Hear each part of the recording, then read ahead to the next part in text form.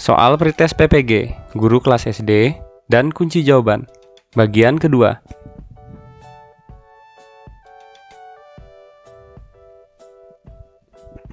Soal yang pertama, cara yang paling cepat dan akurat yang digunakan untuk mengidentifikasi kesulitan belajar peserta didik yang bersumber dari faktor sosial adalah A. Sosiometri, B. Angket, C. Wawancara, D. Brainstorming.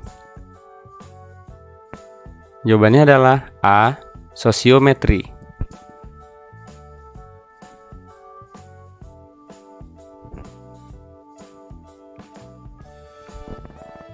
Soal selanjutnya. Perbedaan antara konseling dan wawancara terletak pada maksud dan tujuannya.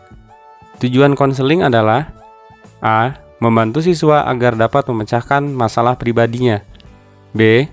Membantu siswa agar dapat melakukan penyesuaian diri dengan lingkungannya. C. Membantu siswa agar dapat mengatasi kesulitan belajar. D. Membantu siswa agar memperoleh informasi tertentu.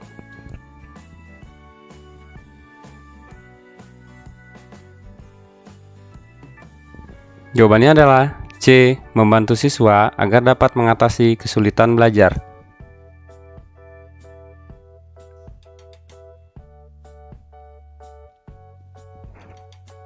Seorang peserta didik mampu mendengarkan informasi yang disampaikan oleh guru, tetapi pada saat ditanya tidak mengerti apa yang ia dengar. Peserta didik tersebut mengalami kesulitan atau gangguan belajar dalam hal A. Kesulitan akademis, B. Gangguan simbolik, C. Gangguan non-simbolik, D. Gangguan sosial. Jawabannya adalah B. Gangguan simbolik.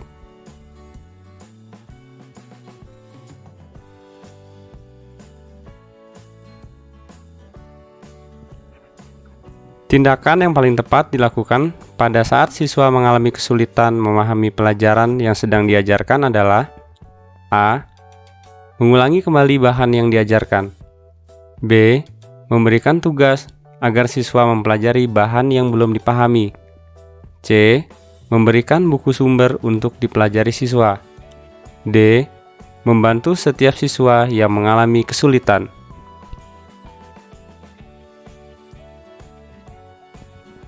Jawabannya adalah D. Membantu setiap siswa yang mengalami kesulitan.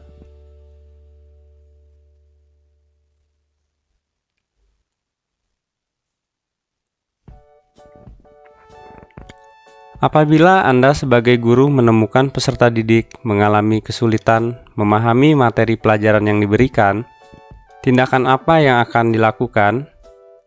A. Memindahkan tempat duduk peserta didik ke meja yang paling depan. B. Mengulangi penjelasan bahan ajar kepada seluruh peserta didik. C. Memberikan bantuan belajar kepada peserta didik yang bersangkutan. D. Menugaskan seluruh peserta didik membaca buku sumber.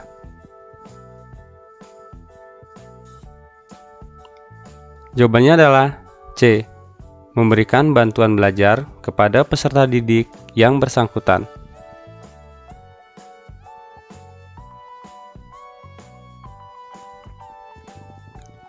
Peserta didik banyak meluangkan waktu untuk bermain dengan teman-temannya. Dia rela menghabiskan waktunya untuk teman daripada belajar. Ketika hasil tes dibagikan, peserta didik mendapat nilai yang kurang memuaskan.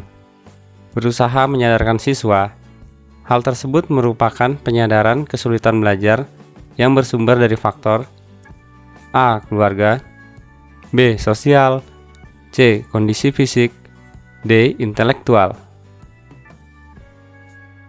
Jawabannya adalah B. Sosial.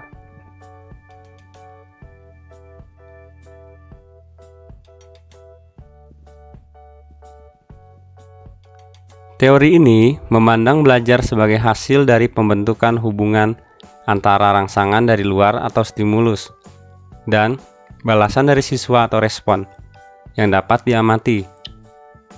Semakin sering hubungan antara rangsangan dan balasan terjadi, maka akan semakin kuatlah hubungan keduanya atau love of exercise. Teori belajar yang dimaksud adalah A. Behaviorisme, B. Humanistik, C. Cybernetik, D. Konstruktivisme. Jawabannya adalah A.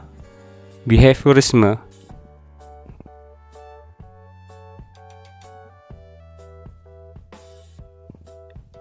Soal selanjutnya, di dalam proses pembelajaran, para siswa dihadapkan dengan situasi di mana ia bebas untuk mengumpulkan data, membuat dugaan atau hipotesis, mencoba-coba atau trial and error, mencari dan menemukan keteraturan atau pola, menggeneralisasi atau menyusun rumus beserta bentuk umum, membuktikan benar tidaknya dugaannya itu. Hal ini merupakan penerapan teori belajar A. Cybernetik, B. Humanistik, C. Behaviorisme, D. Konstruktivisme.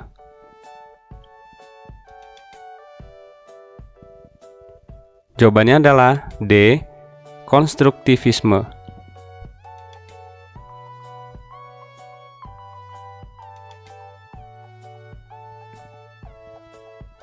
Menurut teori ini, peranan guru dalam pembelajaran adalah sebagai fasilitator, motivator, dan memberikan kesadaran mengenai makna kehidupan pada siswa. Teori belajar ini berusaha memahami perilaku belajar dari sudut pandang pelakunya, bukan dari sudut pandang pengamatnya. Teori belajar ini adalah A. Humanistik, B. Konstruktivisme, C. Kognitivisme, D. Nativisme. Jawabannya adalah humanistik.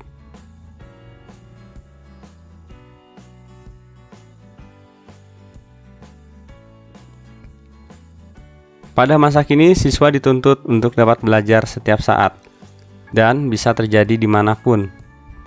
Hal ini terjadi karena kemajuan teknologi yang memungkinkan belajar dari jarak jauh dalam jaringan atau online.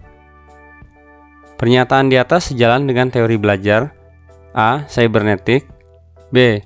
Konstruktivisme, C. Behaviorisme, D. Kognitivisme.